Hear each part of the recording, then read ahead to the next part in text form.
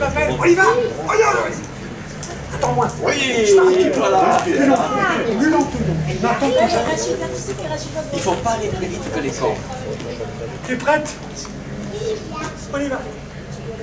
Voilà, super. Super. Bravo.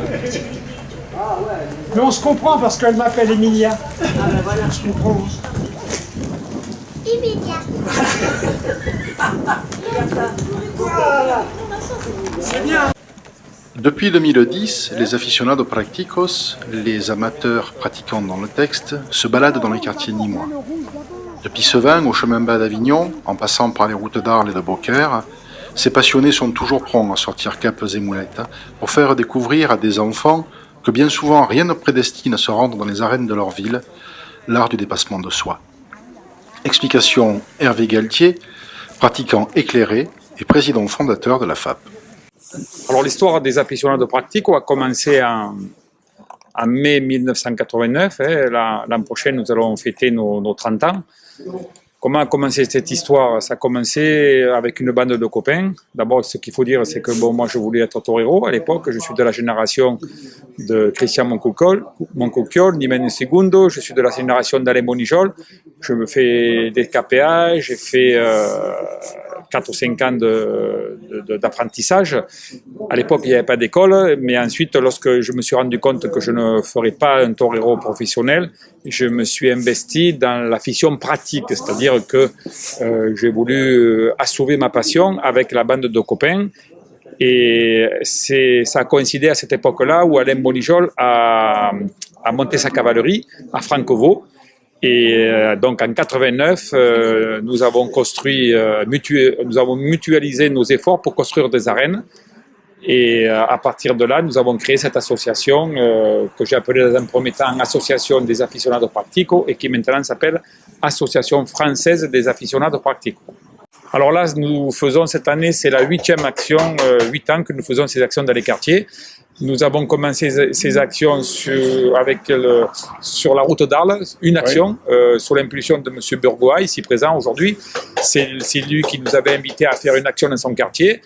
Ça a bien marché, ces actions ensuite se sont développées et maintenant, depuis 2 ou 3 ans, nous faisons une dizaine d'actions à l'intérieur des quartiers de la ville de Nîmes et nous proposons aussi 2 sorties à l'extérieur des quartiers, c'est-à-dire nous amenons les gens des quartiers au campo dans des manades pour qu'ils voient en direct la tauromachie, les diverses tauromachie, la faune, la flore. Nous axons bien sûr ces actions sur le côté pédagogique, éducatif, découverte et transmission de la culture taurine et en même temps aussi détection de vocation lorsque nous faisons des actions avec l'apport des arènes portatives que la ville de Nîmes met à notre disposition.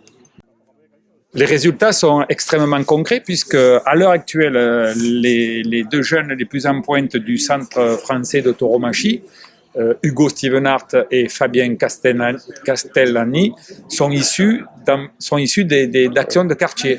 Ce sont des gamins que nous avons recrutés lors de KPA organisés à l'intérieur des quartiers et qui maintenant, ces gamins avaient des qualités et ils sont orientés sur le centre français de tauromachie et ce sont les gamins les plus en pointe que vous allez voir tout le long de la saison.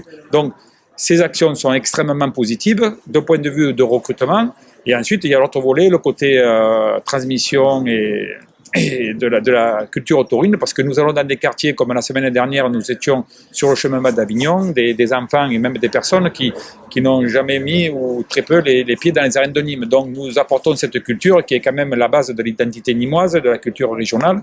Et je remercie bien sûr la ville de Nîmes parce que on est la seule ville française où ces actions comme ça tout le long de l'année, ce n'est pas du ponctuel, c'est une action vraiment menée tout le long de l'année.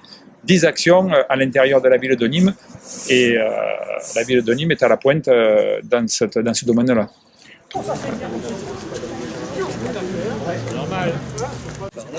Voilà, mais alors là, tu le fais passer devant toi. Là, moi, je n'ai pas les pieds. Parce que si tu veux le faire passer, si tu es comme ça, et que tu veux le faire passer là-bas, tu vas avoir du mal.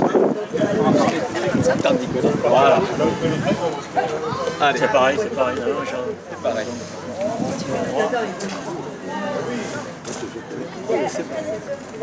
C'est presque parfait. C'est vraiment une initiation complète pour des enfants qui n'ont jamais vu une cape, jamais vu une moulette, probablement jamais vu une corrida, qui ne savent pas du tout. Donc, c'est une initiation et ça peut être à la cape, à la moulette ou les deux, comme ils veulent. Et je pense qu'on essaie de leur faire comprendre comment se fait le mouvement et ils réalisent que c'est beaucoup plus complexe que ce qu'ils imaginaient et qu'il ne s'agit pas d'un chiffon et puis que ça se passe tout seul. Ah, mais c'est difficile. Ah oui, voilà. Et donc, on essaie de les encourager, même quand il y a des défauts, qui sont en confiance. Voilà. Et c'est assez agréable, ils se régalent finalement. Et nous aussi. Le 17 février dernier, dans le quartier de la route de Beaucaire, il faisait un temps de saison, humide et froid. Bref, un temps à ne pas mettre un torero dehors et qui explique la faible participation des habitants du quartier. Mais il en faut beaucoup plus pour décourager les practicos nîmois, qui seront à nouveau de sortie en mars dans le quartier de la route d'Arles, en mai dans ceux de Gambetta et du Clos d'Orville, en juin encore à Gambetta, puis à Quessargues. 2 sorties au campo sont par ailleurs programmées en avril et en mai.